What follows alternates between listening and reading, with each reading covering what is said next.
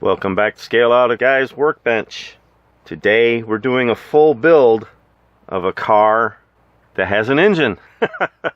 I know I've been doing a lot of the curbside kits here lately.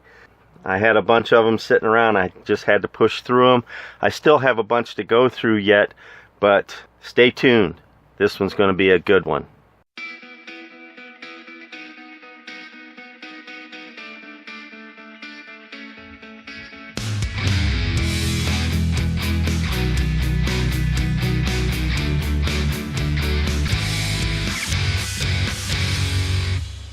Welcome back.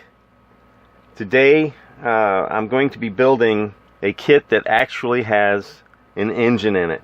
I know the past couple of videos I've done were curbside kits, and today I'm going to be working on a kit that is a full build. It has everything, and the kit is this AMT 1967 Mercury Comet Cyclone GT by AMT, of course. Now, this car gives you some interesting options. It gives you a 390 V8, manual and automatic shifters, redline tires.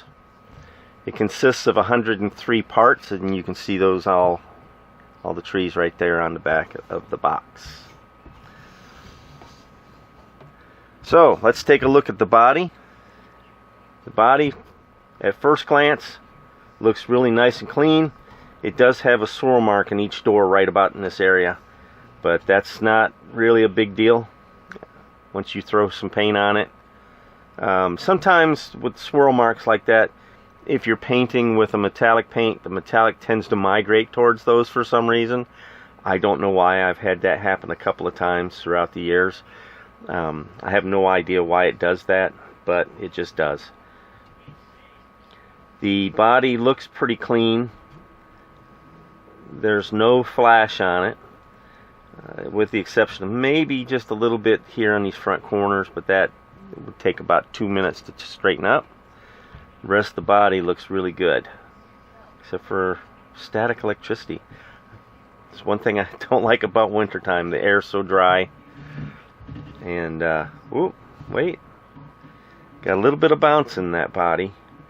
So there might be just a very slight amount of warp in that. Again, not a big deal. That is really minor compared to a few that I've had just recently. Looking at the chassis, as you can see, there's no suspension molded in, no exhaust system molded in, no drive shaft molded in, and definitely no engine insert. It does look pretty good. There is like carpet detail for your interior, so that's a good thing. The front suspension is multi-piece. Of course, you have fender wells, inner fender wells that are going to attach here, and I'll show you those in just a moment. So that looks pretty good. Well, let's look at the parts trees. First up is your exhaust system. The only thing I see on this is just some mold lines, and those don't take long to clean up at all. The next tree, however, is really warped. I'm not holding that weird. That is exactly how it is. There is some flash on the seats here, over here in the corners, but overall the parts look pretty good. Most of the flash is on the tree. Next up is most of your driveline parts, your 390 block here. Here's your automatic transmission. Up here's your manual transmission with the linkages. Single carburetor intake manifold. A drive shaft. The next tree, here's your front spindles, rear axle and springs. I don't know if this is going to have posable steering or not. It looks like it could possibly have it. And here's something that I found that was kind of confusing in this. At first it was like, why did they give you two drive shafts? Well, one is because, you know, one is a manual and one's an automatic. They're going to be a little bit different in length. So you got to choose the right drive shaft for whatever configuration you're going to put in. But the most confusing part is, to me anyway, they give you two carburetors right here. But they only give you a single carburetor intake manifold. So that I found was interesting. If they were going to give you two carburetors, they should have given you the dual carburetor option. But maybe that's just my opinion. I don't know. Anyway, next up is your chrome tree. Now the only option that they give you for wheels are these chrome steelies here. There are no other options. There's no mag wheels or, you know, turbo wheels or anything like that. This is what you get. Unless you want to get those from another supplier or your parts box, you're stuck with those. There's not a whole lot on the chrome tree, and that's just fine. Next up is, well, they give you one metal axle for the rear end.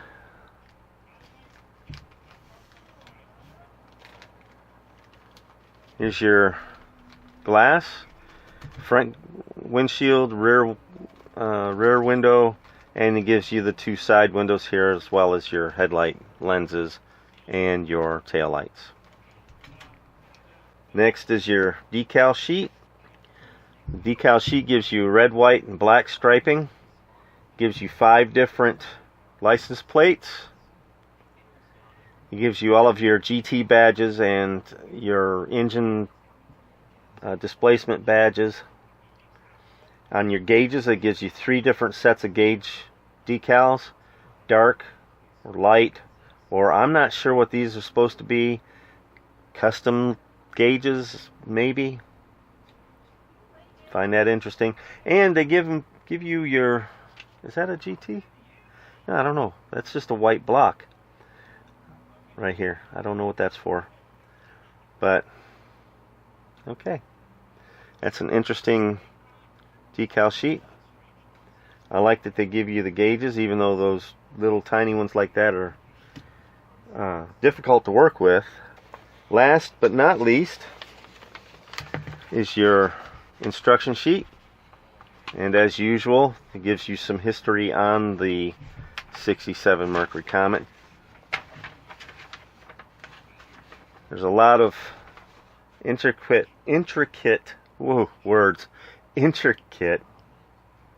parts assemblies here. So I have to sit down and try to feel this out. Do I want to go with the automatic or the manual transmission? And that's probably going to be the second hardest decision I make with this kit. First one being, what color does it want to be?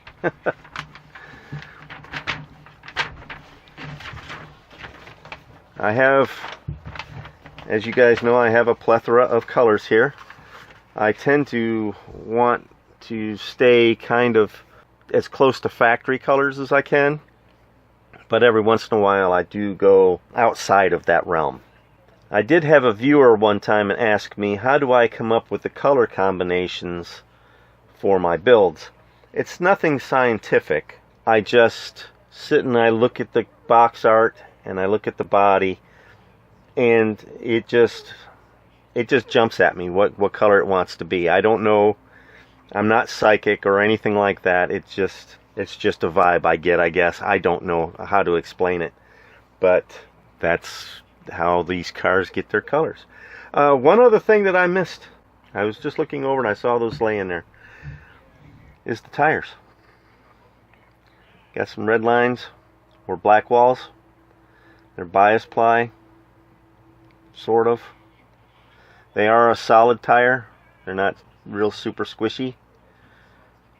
So when you put them together, they should go together pretty well. I'm thinking that the wheels will fit tightly into those tires, and that's nice. I don't like it where you have to almost break your finger to try and pushing it in there, but I do like them to go in and stay in.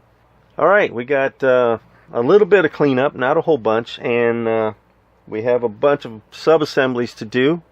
Let's get started on those and then head over to the paint booth.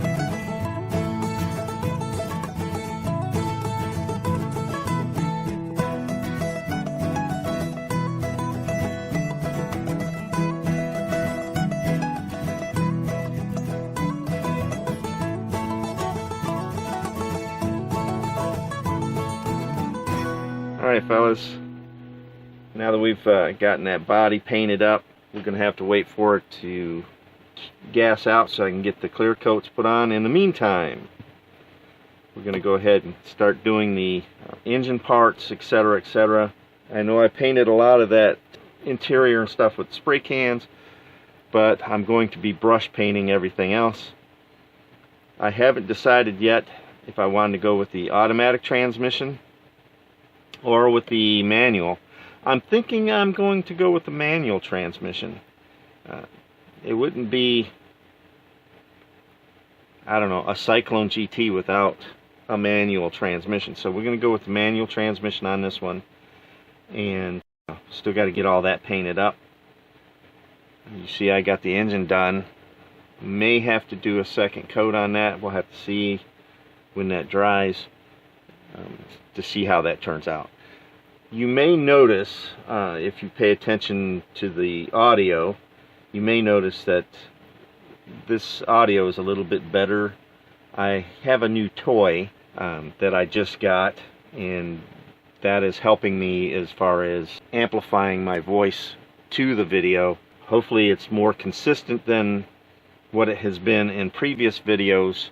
Drop me a comment. Let me know what you guys think about this. If it's too loud, do I need to back off on the audio, the volume a little bit? Or tell me what you think. Drop me a line. Leave it in the comment section. You know where. I don't have to tell you where. Alright, let's go ahead and get all of this painted up. I'm going to guess. Now I noticed another drive shaft on another tree that I painted. I'm going to guess that that drive shaft, one of them goes for the automatic, one goes for the manual transmission. So we'll figure that out as we go. But in the meantime, let's get this stuff painted up.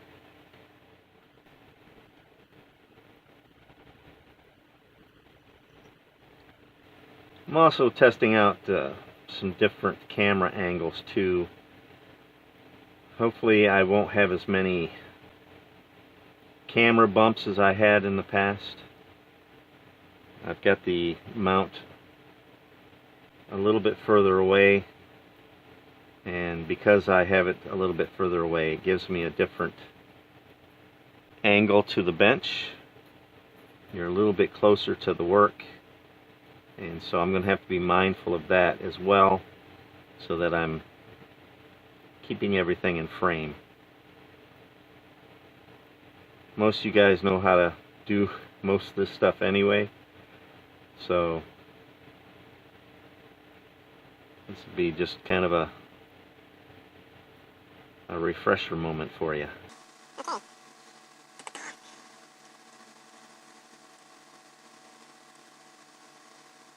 I've had some people ask me why I use craft paints on pretty much everything. I do it because, well, I think one, it's more cost effective. Call me cheapskate, whatever. It's more cost effective. Secondly, there's a ton of colors.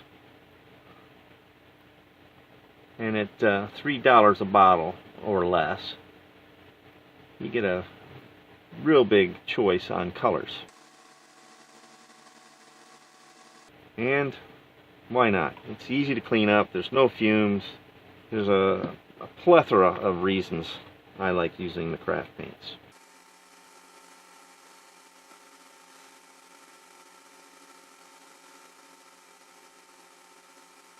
Now, I've even had some guys give me grief over my paint brushes. I have a brand new set of paint brushes, but I like these old ones. I don't know why.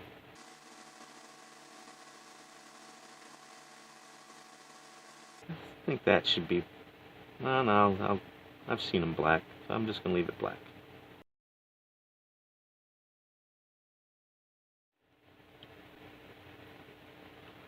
Okay, where was I? Yeah, one of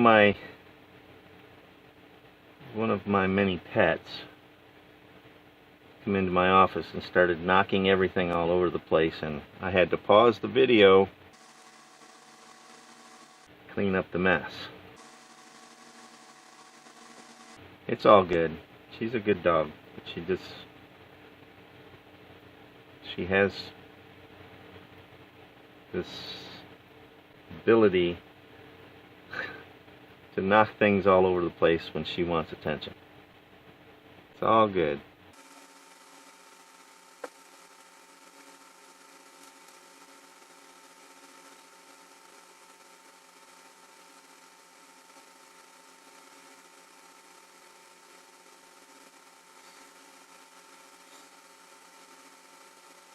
Oh yeah, I was talking about paint brushes. I think that's what I was talking about. Yeah, I went and bought Finally broke down and bought some new ones. And for this build, I'm still going to be using the old ones because, well, that's what I'm going to do.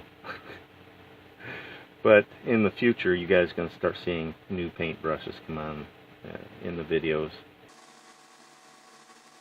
because these ones are kind of ragged.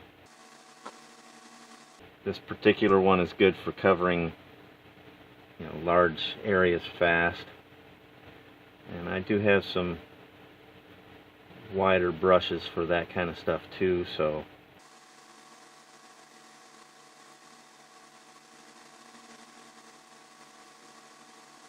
might as well get those horns while I'm here, right?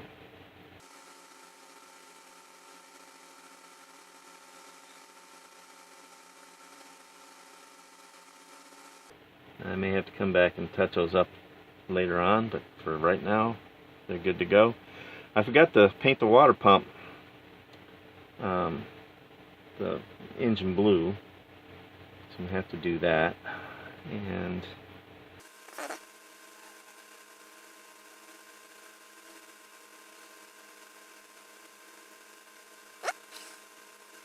let that dry and we'll get on to building.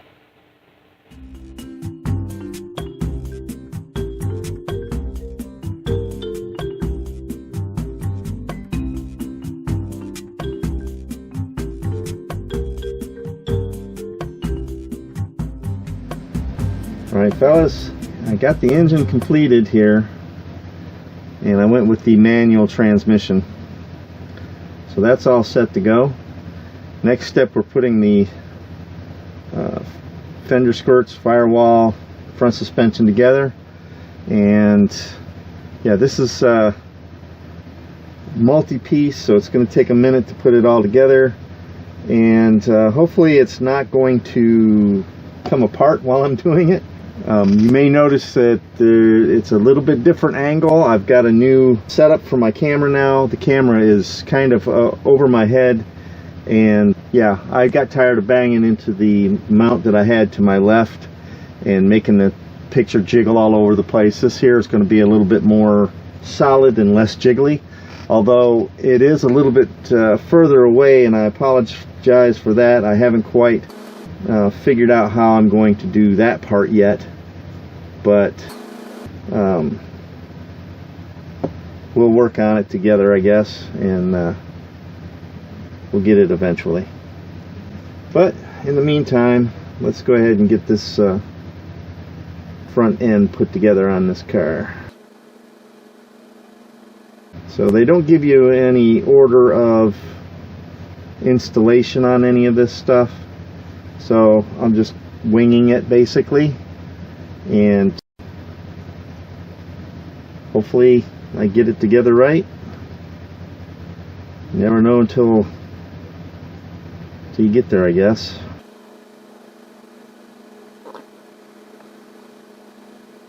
So I figured I would start with the springs in the upper control arm mounts. There we go. And at least that's what they're calling them on the direction sheet. They call them the upper control arms, upper A arms to be more precise. And then when I painted this, I thought I scraped the paint out of these. I guess I didn't. You always want to go bare plastic when you put your stuff together. Otherwise, if you have paint in the way, it's going to impede on the plastic fusing. Because what this glue does is it chemically melts the plastic. It doesn't really glue it per se. That's why if you've ever seen a glue bomb, yeah, they put a lot more glue on there than what should have been on there, but it's the melting of the plastic that really fuses it all together. Now, as you can see, I scrape the paint here. I forgot to do in these joints here where the A-arm connects. I did do the A-arms though. So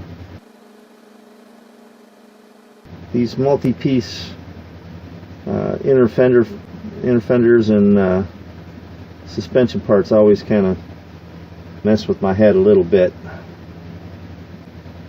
because while you're trying to push it all together and make sure it's going together straight, you know, inevitably something messes up. So now with this new camera angle I'm working with here, you may end up seeing the top of my head, and I'm sorry if you do. And I also have to get used to working with the camera above me instead of basically in front of me, and so I'm trying to make sure that everything stays in the shot. Yeah, I'm going to go ahead and glue that in.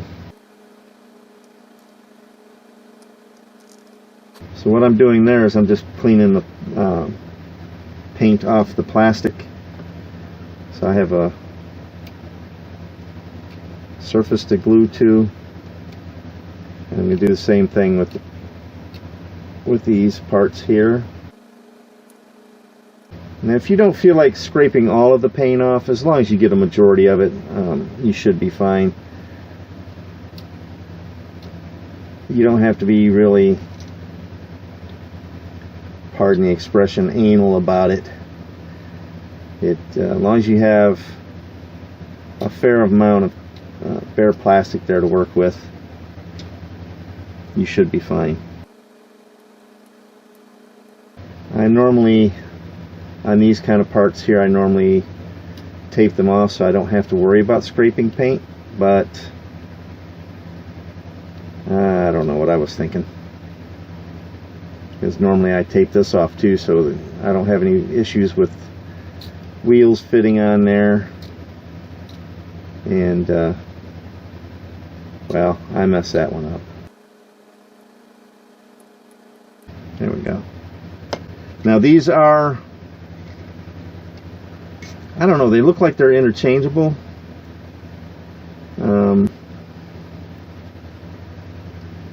No, they're not. They're not interchangeable. Okay.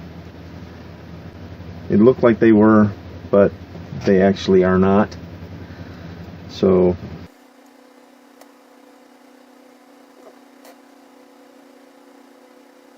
come on, glue. There we go.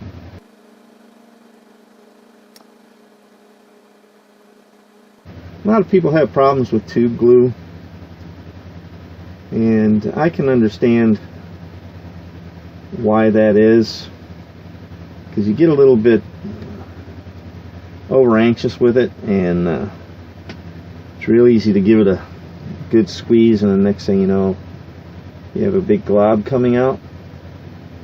For me, I tend to just let it kind of gravity drain out of the tube instead of squeezing. I find that works pretty well. Oh, come on now. I see now I have to do a little touch-up painting. And these go in these slots here and into the hole. So what I'm going to do is I'm just going to put a little bit of glue on the short end, pop it down in the holes, and then I'm just going to glue this whole inner fender assembly in place. And if I have to come back through a little bit later on and do some touch-up painting, well, then that's what I got to do. It's not a big deal. Get on there. There we go. And the nice thing with working with this kind of glue also is you don't have to rush like you would with a super glue. Now the super glue will hold, you know, when you got to have something in a hurry. And I don't know why you would want to be in a hurry, but some people are. I don't have anything against super glue. I've used it a few times. I found that I tend to glue my fingers together, which is kind of goofy.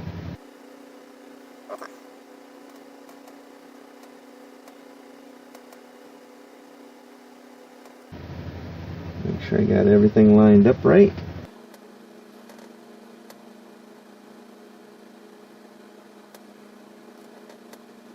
And it appears that I do. So I'm going to put a little weight on it, just to make sure that, well, I don't know if this is going to work, but we're going to try it. Okay, we're going to let that set for a little bit and let that glue set up, and I'll be back in a minute.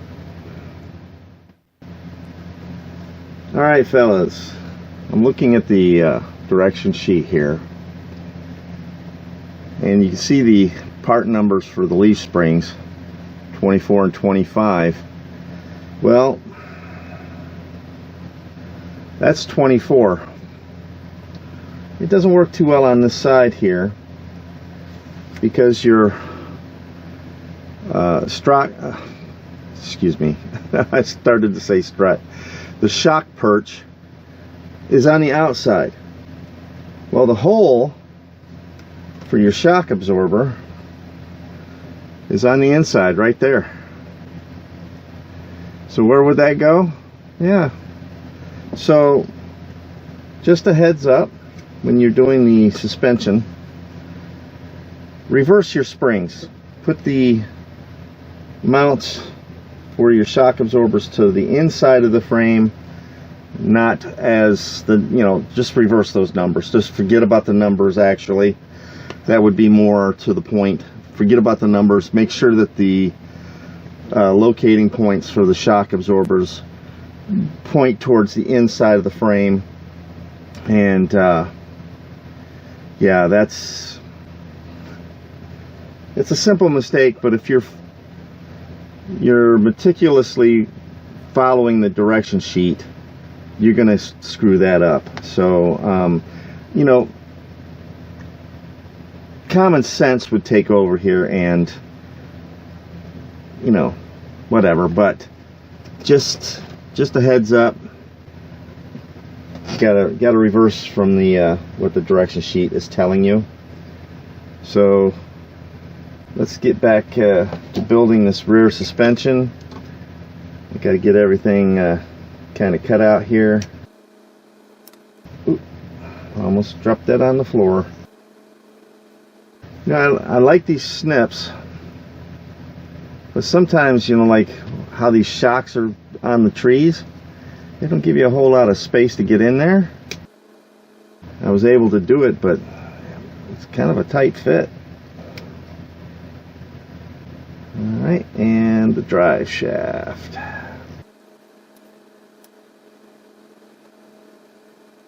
Now this kit does come with two different drive shafts. If you're using the manual transmission, you use part number 57, which I just trimmed off there. It goes that's the one by the radiator support wall. The other one is part number 78. That's this one right here. That's next to the automatic transmission on the tree. So if you're going to use the automatic transmission, use this drive shaft and this brake pedal setup. If you're doing the manual, use the drive shaft that's located by the radiator support wall and these pedals. Now the pedals will come later, but okay, I'm gonna have to do a little touch-up painting on all of these parts after I trim off the attachment points and get that all smoothed out. And I'm not sure if I want to leave these shocks black. I know I painted them black, and I'm not sure if I want to leave them that color. I usually go yellow or blue on my shock absorbers. Once in a while I'll do red. There we go. And then let me just touch up that paint. Touch up the paint on the springs too. So let's get that done, and I'm going to come back. That rear suspension will be done. Alright, I got the rear suspension glued up and in place. It was a little tricky. Well, not too bad. Not any worse than any other kit that I've done. But try to get everything to line up. I had to like clamp it in place while the glue set, and that's normal. But everything is done on the bottom. And while I was at it, I went ahead and finished the engine compartment, put the radiator support wall in, the windshield washer tank, the brake master cylinder, the battery, and the upper radiator hose. It's funny how this kit gives you the radiator overflow bag, but there's no space in this engine compartment to place it. It's too big to go between the shock tower and the washer tank. It won't fit on the other side because of the battery, and normally it's on the driver's side. I might be able to fit it back here, but it would look silly back there, so I'm not going to put it back there. No, it won't even fit. So it was a nice gesture for them to give you that, but honestly, well, I suppose there was a little block back there that this tank mounted on, and I didn't notice it before, but on the back side of this bag there's a little notch, just like there was on the windshield washer tank. I guess I could have put that there in place of this, but it's there now. So I'm just kind of stuck with it. Okay, now we're going to start on the interior. I have pretty much everything done. The dash is done. The steering wheel's done. Everything's done as far as this goes, and the seats. I'm thinking about, I don't know if these seats had a chrome back or just a chrome surround. I'll have to research that. At the very least, it probably had chrome on the sides. Excuse me. So I'm going to have to look that up. I have this all cleaned off, and the door panels all cleaned off in the same area, so it'll be easy to glue them up. And that's the detailing I've done to the door panels and such. So we're just about ready to go here. And let me look at some images of the interior. Let me see if that had a chrome piece on it or whatever. I can add that. So using the chrome marker. I'm not sure if you guys can even read that, but yeah, it just says chrome paint pen, or paint marker rather. So let me do a little research on that, and I'll be right back.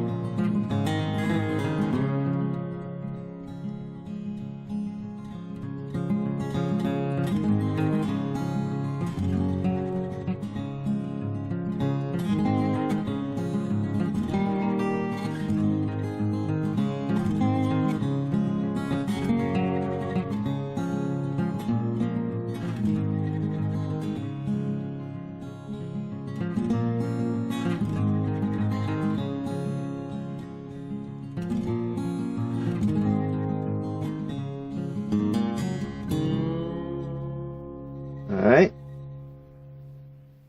I've got the interior completed. That went together real easily. I was kind of surprised. I figured it was going to fight, but it didn't. Everything fell right into place like it should. And there it is. Now the bottom of the dash, I don't have any brush paint. That's the same color as this. That should have been the same color as this, and I didn't realize it until later on, and I was like, well, I don't want to be masking all that off because I put the chrome on there already, and like I don't want to mask all that off just to paint that, so I'll try to get it as close as I can. And honestly, if you're looking in from the windows, you're not going to notice that. But there it is. We're all set to put the wheels and tires on, and still got a little bit of body work to do. I still need at least one more coat of clear to be put on there, and then we can get on with the bare metal foil and such, and then we can finish this up. Okay, fellas, I got the wheels and tires in place, so this is all set to go. I did glue the wheel backs to the rims. I did not add any kind of panel line to the rims. I just left them straight chrome. I probably could have put some in there, but that's alright. I'm not going to. So let's get on that body. Let's get it finished up, and then we'll be on to the final. Alright, fellas, while you weren't looking, I went ahead and got the body finished up. I got the clear coat on and dry. I went through and polished it real quick, added the bare metal foil to everything, and she's ready to rock and roll. Just got to do the glass and the chrome, and we're off to the final. Welcome to the final on this 1967 Mercury Comet Cyclone GT by AMT. Wow, that's a mouthful. Well, first off, let me say this kit went together with nearly zero issues. There were only a few things that gave me any trouble at all, and those things were the decals and some of the final assembly. The body fits so loosely down onto the chassis that it kind of flops around a little after you get everything together. But that was solved by applying a little bit of glue between the front fenders and the inner fender wells, just up there in the front corners here, and then I kind of clamped it down, and that kind of solved that problem. Now the decals, well, those were another thing. For the most part, they came off the paper real quick and easy. They went onto the body great, with two small exceptions, and they didn't set up real quick, so it gave me time to kind of maneuver them in place. And that white decal stripe down the side was a little bit too long, probably about 3/16 of an inch too long, so I had to trim it off. But other than that, that stripe went on just fine. The problems I was having, there's GT logos on the side of the fenders down here, and those, it was an option. You could use those chrome blocks, and then you had a specific GT logo that went with the chrome blocks, or they had a separate GT logo that you could use if you weren't going to use the chrome blocks. Well, I didn't have any idea that the GT logos were going to give me any trouble whatsoever, and I didn't discover that they were going to give me trouble until after I had the chrome blocks already attached to the fenders. those little GT logos did not want to stick to the chrome blocks. They popped off, I don't know, probably 2 or 3 times each side. And I finally hit them with some decal setting solution, and that sort of helped out with getting those in place. It didn't take much if you breathed on them. The GT logo would just pop off that block, and then you'd have to go searching for it. They do give you a couple of extras. I think it was just 1 extra on the decal sheet, so if you messed up one or lost one, you had a spare. And I ended up having to use the spare because I lost one of the GT logos to the carpet monster down here. Good eating on you, I guess. I hope you're enjoying that GT logo.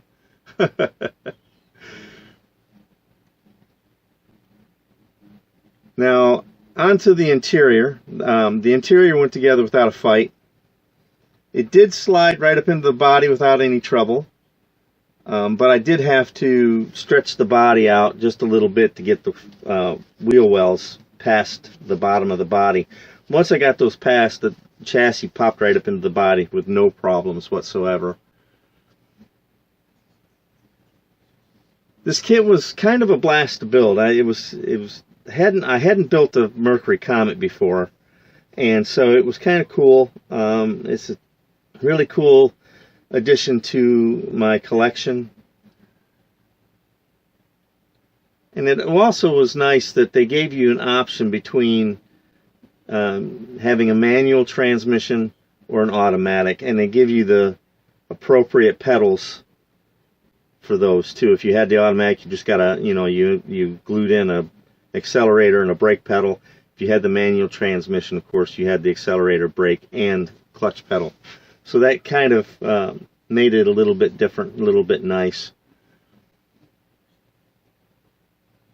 So what do you guys think about this build? I don't know about the color. I like the color, but it did give me some issues. That paint, for some reason, did not want to lay down flat. It kept bubbling up. So I had to keep going back over it. I ended up with, I think, about 4 or maybe 5 clear coats on it before I could get it to look like it does. And it fought me. The paint fought me. Usually the craft paint doesn't fight that much. Usually it lays right down flat and everything's good to go. This particular paint color was a little bit problematic, but that's not anything to do with the car or anything like that. The kit is just the paint that I chose. Oh well. Well, another great build is complete. I hope that you enjoyed it. If you did, go ahead and click that thumbs up button. If you have any questions or comments, please write those in the comment section below, and I'll be happy to respond as soon as possible. Be sure to follow me on Facebook, or you can drop me a line at scaleoutaguy@gmail.com.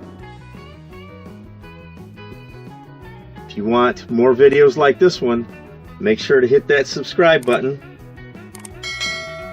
and the all button for the bell icon so that you're notified as soon as I post new videos. Thanks for watching Scale Out a Guy's Workbench, and I'll see you on the next build.